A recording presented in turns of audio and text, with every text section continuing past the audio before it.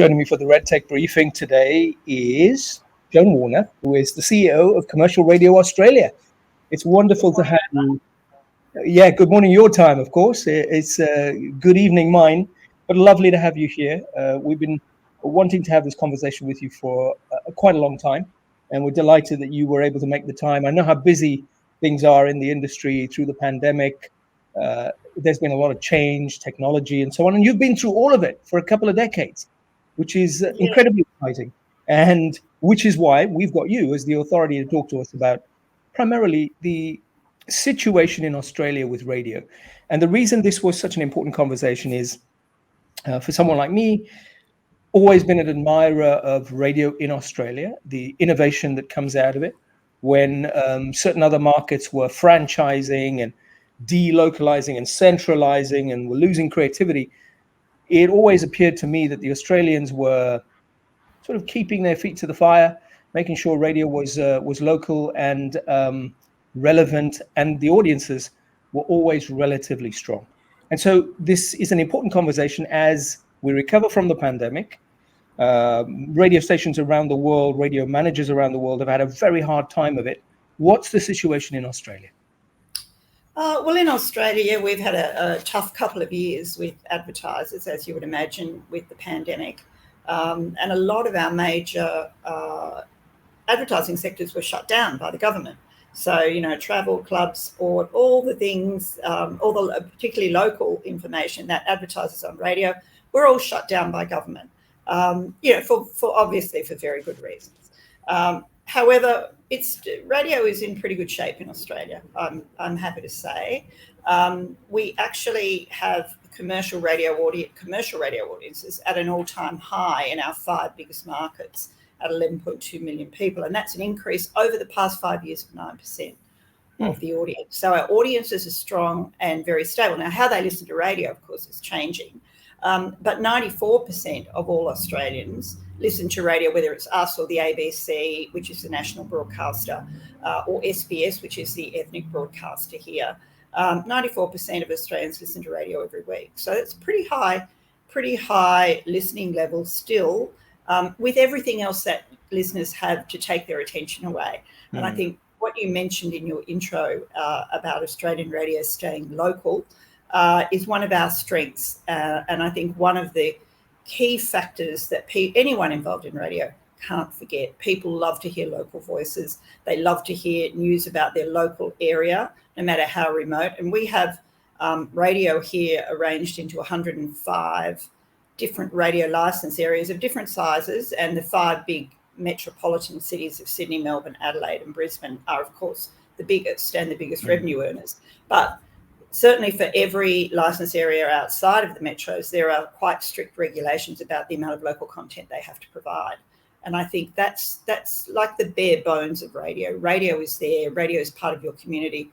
And in many of our regional areas in particular, they don't have a local television station and they don't have a local print newspaper anymore. A lot of them have closed down or decided to go online. So in many, many, many places in Australia, radio is the last man standing in terms of local news, local information, local engagement and interaction. So we're in pretty good shape, I think. And even in the car, where 84% of Australians in some surveys that we did last year, what they preferred to listen to in the car was live and local radio, even over music streaming services. So, we kept that contact with our audiences. It sounds very healthy. And as I said in the introduction, that isn't necessarily the case in other markets. And that's what I want to understand. What's the secret? You talked about localization, but there's so much capturing the attention of listeners than there was 20 years ago. Is TSL still high? Is time spent listening, and just for those who don't know what TSL might be, is time spent listening constant, or is that declining but reach is still good? Reach is massive and increasing. Time spent listening has gone down slightly. And we're often told as well that, young people don't listen to radio anymore. So who's going to be the next generation of radio listeners? Well, I'm happy to report to you that in 2021, in our 5 main cities, 85% of 10 to 17-year-olds were reached by radio, and 73% of 18 to 24-year-olds. So we've still got that massive reach. Now, time spent listening has gone down probably, I would say, by about 10 minutes a week over the past 5 years, but that's not bad. And we've always said radio has never been has never had exclusive dominion over people's attention. We get a lot of attention from radio, especially in the morning as people are on their drive to work. But, radio's always fought for attention from, TV, when the old tape decks came in, CDs, then it was the music streaming services. Now it's podcast. Of course, we've got a big role in podcast, which is one of the things we're doing to expand our audio ecosystem. So radio is aiming to be the main audio player with free-to-air radio, streamed radio, podcasting, and audio on demand. I'm glad you mentioned the entire ecosystem, because one of the things that immediately comes to mind then is measurement, ratings measurement keeping up? Because one of the problems with that is it tends to be recall based. It tends to be diary based in some markets, and in other markets PPM. But is it keeping up with the fact that you're now in multiple places on multiple devices? I'm glad you asked me that question, because we announced at the end of last year a new hybrid measurement system for radio. Now, we have been working with diaries, personal placement for, I think, 74 years. And then last year we decided, okay, we're getting a lot more questions from advertisers and from agencies about, well, what's your streaming audience? How many digital listeners do you have? And how can we have some more focused information on those digital listeners and do some targeted advertising? So we did a very long, involved and arduous process with GfK, who is our survey provider here, wonderful partners. And we are launching a hybrid system. First of all, we're moving away from paper diaries, because one thing that the pandemic showed us, with all our many long shutdowns, and of course interviewers weren't able to go out and place diaries, people were reluctant to answer the door and take something from someone they didn't know, even though they had their credentials, etc. So our first step is moving away from paper diaries to e-diaries. So they're placed electronically, and the information is collected electronically. That's sort of pandemic proofing the system. Our second, when you say electronic placement, is it email? What is it? Well, there are e-panels that you can access through various companies, but then there is also some recontact with paper diary keepers to ensure that they can still remain part of the surveys, but they can do it electronically. So they can fill out their e-diary anywhere on any piece of electronic equipment. Got it. Then we puzzled about, well, should we stay with diaries or should we go with something like a PPM or the watch that GfK markets, which is audio matching? And then we thought, well, why do we have to have an either or? Why can't we have a measurement system that actually reflects what our listeners are doing? And that is listening anywhere they want to, by any means that they can. Mind you, the majority of listening is still via broadcast. Now, and that's true around the world. Majority of listening is via broadcast. People don't like to talk about that because it's not sexy. It's not the new kid on the block. It's not the thing that we're, saying we're in the digital age. And we are, because we provide our services digitally as well. So we said, all right, what are we getting the major demands? First of all, we don't need to pick one method or another. We can cherry pick and see what we can put together as the world's first hybrid measurement for radio, and eventually, hopefully by the end of this year, audio in general. So podcast, we're thinking of bringing podcasting in the second part of this year. But up until July, what we're focusing on is integrating the streaming data into the main currency. And GfK is hard at work at that now. They're using an SDK in station streams, but they're also taking the streaming logs directly from all of our members who are in the surveys. So it's quite a complex process. It's a very, very long process. And we have targeted, and we think we'll make it, July this year, where streaming data will be live and minute-by-minute streaming data will be integrated into our diary currency, but it will be able to be separated out. And so whoever has the radio analysis software and subscribes to the data in agencies, for example, they'll be able to take out the streaming audience and talk to our radio broadcasters about some targeted advertising, some addressable advertising. So that's our first step. Our next step is to use a meter panel. So it's the watches that GfK has. We've decided to use that as the validation calibration of the streaming data, because streaming data on its own is not reliable. It's traffic data. It's not deduped. It's just, these are all the time someone's downloaded this. Who is it though? We don't know. So the SDK that's been implanted in the streams is very useful in that as well. And here when I say we're working very closely with the ABC, which is the government or the public service broadcaster in this country. They're part of all of this because we figure the whole industry has to work on this together and remain strong together. So mid-year, there will be streaming data integrated into the main currency that will be able to be separated out and bought separately. There will be still global audience numbers, etc. We're then looking at uses of this watch panel, which will be 400 in each of the 5 metro capitals, so a panel of 2,000. And as I say, we're going to use those to validate and calibrate the streaming data as it comes in to make sure that we are matching the listening properly and not just taking every download that comes through. We're also looking at how we can use those watch panels for qualitative surveys. So, for example, over the summer holidays here, we don't normally survey in radio. We have a couple of months off. So we're thinking maybe this summer coming up, we can actually do some one-off summer surveys in different places, in different cities around Australia to give some real-time data to advertisers. We know people listen to radio in summer. But we've been doing summer surveys, but they've been like after summer, we ask people what they listen to. So we're hoping by using the watch panels, we can do some qualitative work on summer surveys. We can even, like the football finals are a very big deal here in Australia.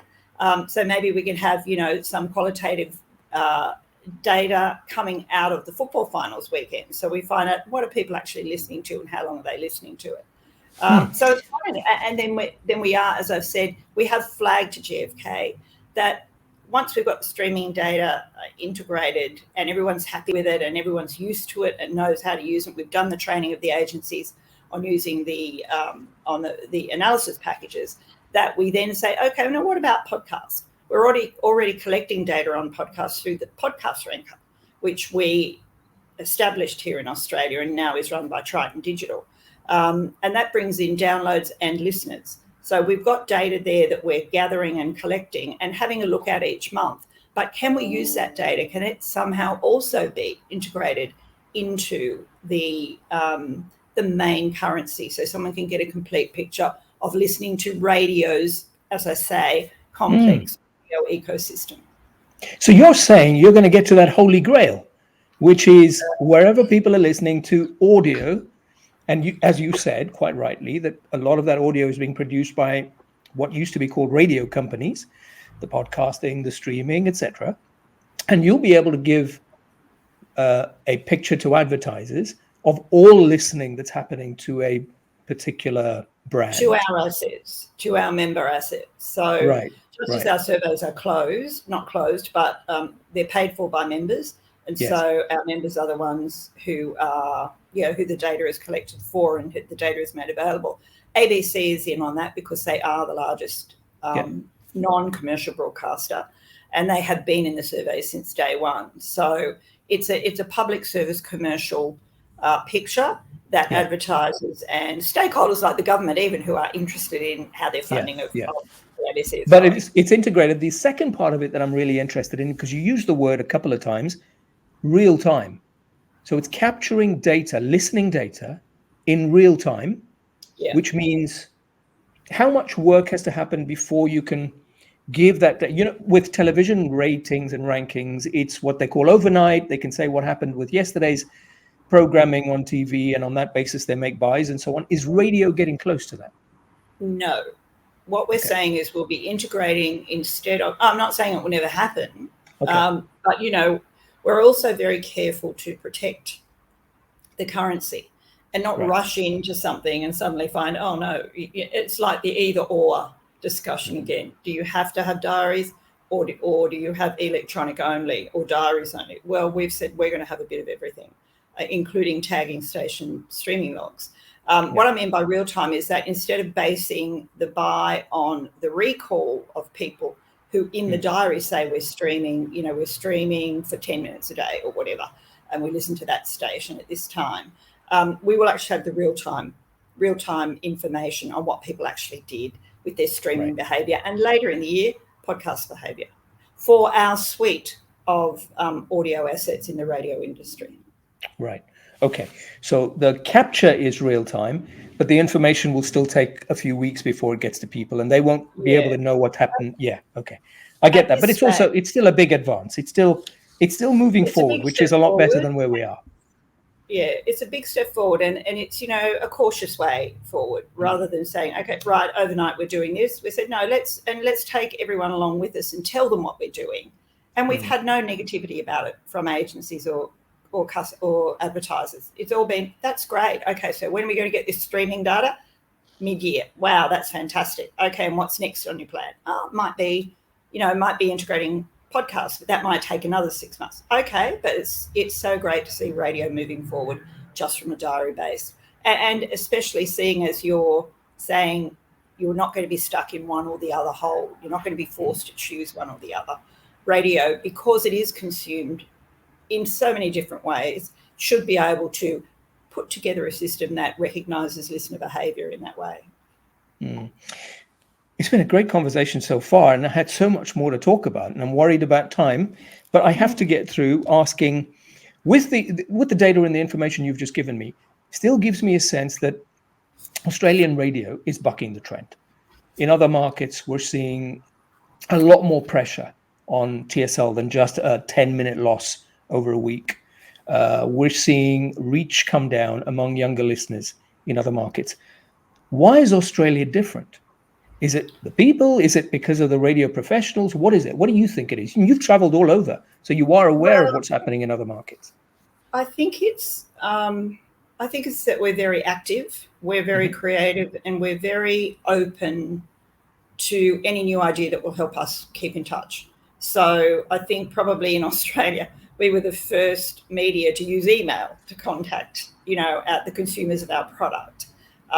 We were the first on social media. So I think there's a drive here just to remain current, remain relevant, and remain important to people. So, obviously some stations don't rate as well as others. And you look at that and say, well, there's something in the content there. It's all about the content, but it's also about promotion.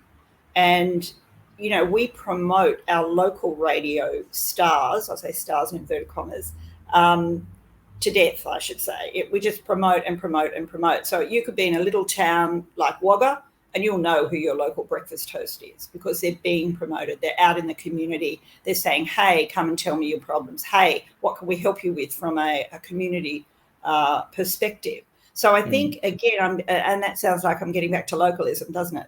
We've retained our very strong roots in the areas in which the radio stations operate. There has been a bit of networking, but that's seen a commensurate decline in some ratings in some regional areas.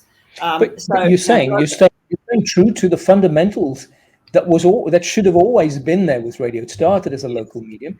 It was about knowing that you could go to your local radio station if your dog went missing and tell them. And of course, increasingly that isn't the case because the DJ is in a market, 300 kilometers away.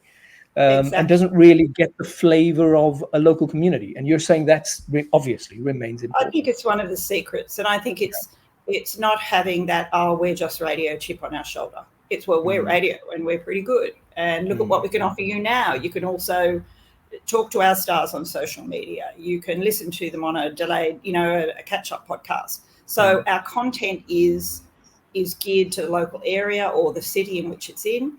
And, I've seen over the years, an attempt to have, I know one of our big networks many, many years ago tried to have one host in Brisbane, one host in Melbourne and one host in Sydney and do a breakfast show. And it just, the ratings fell alarmingly for that network. So, and that just highlights that everybody, particularly at breakfast, and I think at Drive now as well, everybody likes to hear about their local area. And I think that's what an Australian radio, also is very creative and innovative. And, we've been offering cross-media packages for ages to advertisers. So what can we do? We do an outside broadcast and special promotion, and we'll also have ads on air, or we'll have, live reads. Live reads are a big thing in Australia. So, look, I think it's a combination of things. I don't know. I think maybe there has been a bit too much networking in other jurisdictions. But I also think that the commercial sector in other jurisdictions hasn't been around as long as we have in Australia. We were the first radio sector. And then the public service broadcaster came along about 10 years later.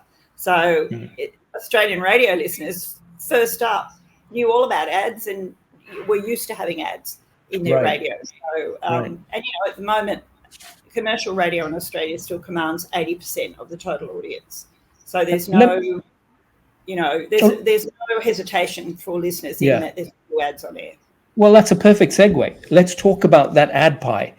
So you talked about the listenership, and it's at all-time highs, which is brilliant. Slight decline in TSL. What's happening to the ad pie for radio? Is that contracting? Because it certainly is in many other markets. Yeah, well, it wasn't until the pandemic, of course, but then everybody's revenue went through the floor. We've always sat on about 7 to 8% of the ad dollar, and that's very frustrating because, we're saying, well, we've got all this great content. We've got these great audiences. Why aren't advertisers putting more money into radio?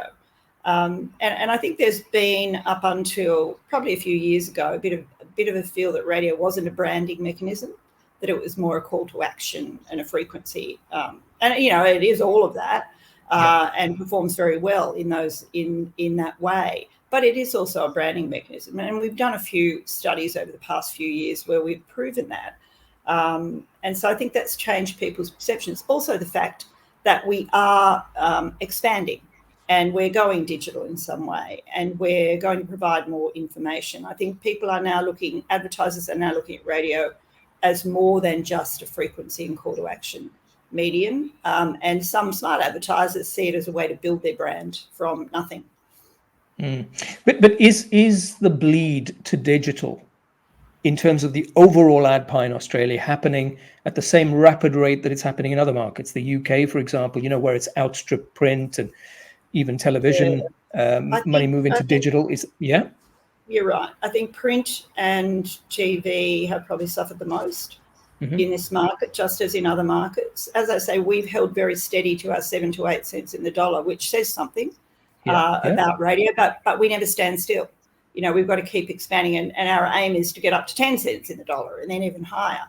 And we're hoping with this new data we're putting out and our new automated buying system that we're working on and should be launched by about June this year, that we'll be making it easier and easier to buy radio. And through that automated buying system, you can buy podcast and promotions and live reads and all parts of the radio ecosystem. So there's a lot of work going on in the wheelhouse of radio to make us easier to buy and make us more transparent.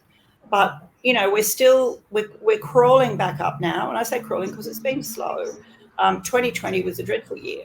We were down in some months, we were down 50% on the revenue from the year before. But I don't think we're Robinson Crusoe there. I think that might have been reflected in other countries hit by the pandemic and the shutdown of tourism and some of the key industries for radio. We're now coming back slowly, and we in fact had an increase in revenue year on year for January this year. So we came back slowly in 2021, and now we're continuing that increase. So I think, we're probably still at about 7 to 8% of the ad dollar, but our aim through all of the activities is by the end of next year to perhaps be higher than that. But a lot of people have said you've done pretty well to hang on to what you've got over all these years. So, take it two ways, I think. Oh, of course. Just to round up, so you've been with the CRA running it, the Commercial Radio Australia, for 2 decades. I want anecdotes from you. Perhaps the best thing you've seen happen in radio, and I'll be fairly broad so that it gives you enough leeway.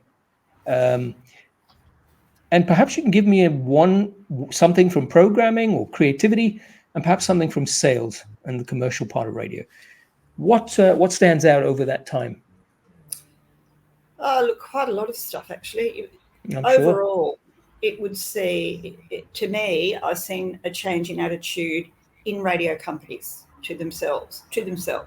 Because when I first came into this role, TV was, riding roughshod over everyone, and news and print was, a license to print money.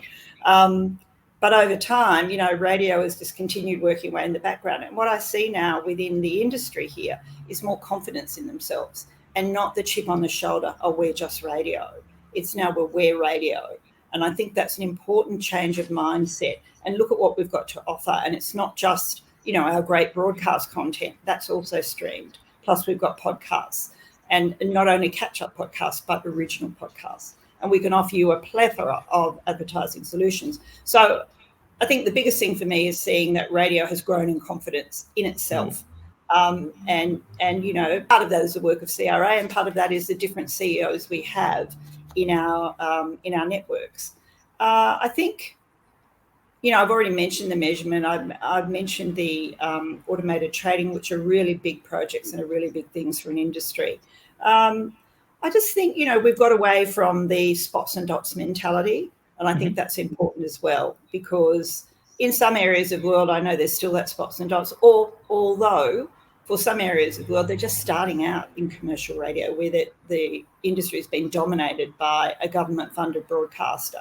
And I think in the UK, the BBC still is the dominant force. And I know someone from one of the big networks over there said to me one day, we never seem to be able to catch up with the BBC, because whenever we have a really great idea, they've got buckets of money and they just replicate it. And so therefore our advantage, is taken away from us. Well, we haven't had that problem in Australia. So I don't know that I've got any more anecdotes to tell you. No, those were good ones. And I think perhaps the most powerful takeaway is just how much innovation you're doing on the ratings and measurement side. It's absolutely crucial. And then I'm very keen to have a further conversation with you in time once you launch that singular buying engine. We definitely want to hear more about that. But Joan Warner, thank you so much for your time today for the RedTech Briefing. It's been wonderful hearing about how things are going in Australia. Joan Warner is Commercial Radio Australia's CEO. Thank you so much. Thank you, Omar. Thank you, everyone. Bye.